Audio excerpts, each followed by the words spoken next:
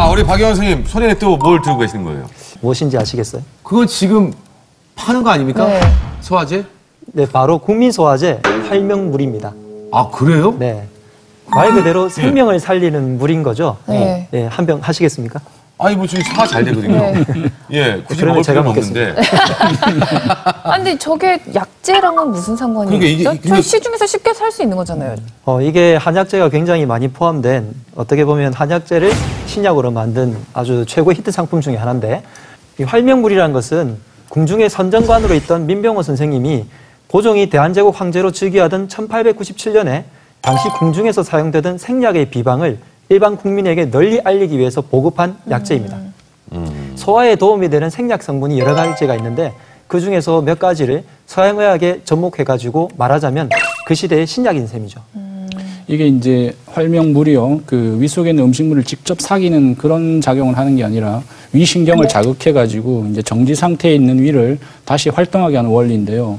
당시에 이제 약이라고는 그 달에 먹는 탕약밖에 몰랐던 시기이고, 그다음에 약을 구하기 힘들어가지고 목숨을 잃는 경우가 많았기 때문에 이제 소화불량 효과가 있으면서도 이제 복용이 간편한 이 활명물은 그 이름이 이제 목숨을 살리는 물로 민간에 이제 널리 알려지게 된 거죠. 자, 일단 좀 궁금한 게요. 궁중의 선정관, 김효 선생님.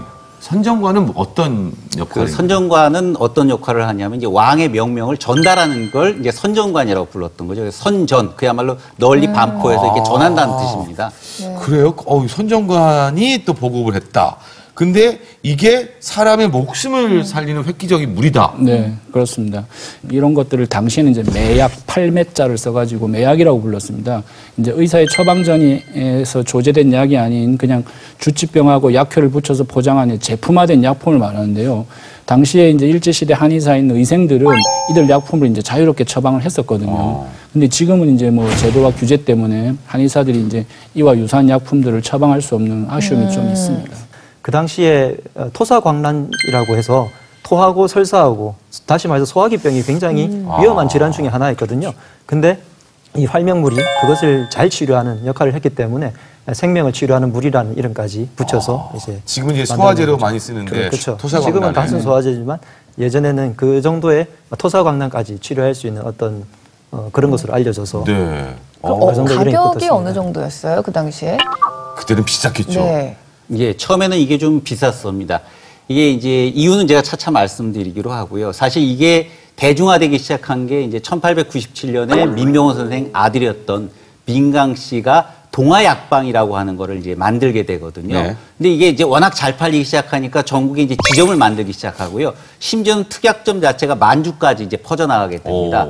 지금 같은 이제 약국이 없었던 시대에 사람들이 이 동화약방 지점에서 활명물을 이제 살 수가 있게 됐는데요.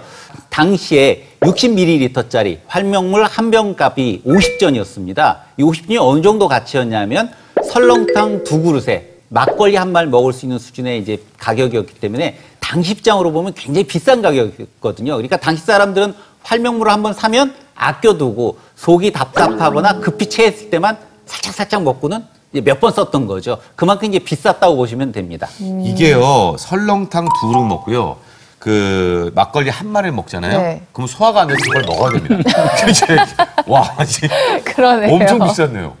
네. 와. 지금 보면은 비쌌잖아요. 그 당시 예. 기준으로. 근데 지금은 굉장히 싸요. 예, 좀 저렴한 저렴하죠. 편이에요. 그 당시에 그렇게 비쌌던 이유가 있나요? 뭐 이제 그런 이유 중에 하나가 이런 이유가 있었던 것 같아요. 이제 민강 사장이 사실은 몰래 독립운동을 하면서 독립자금을 지원을 했거든요.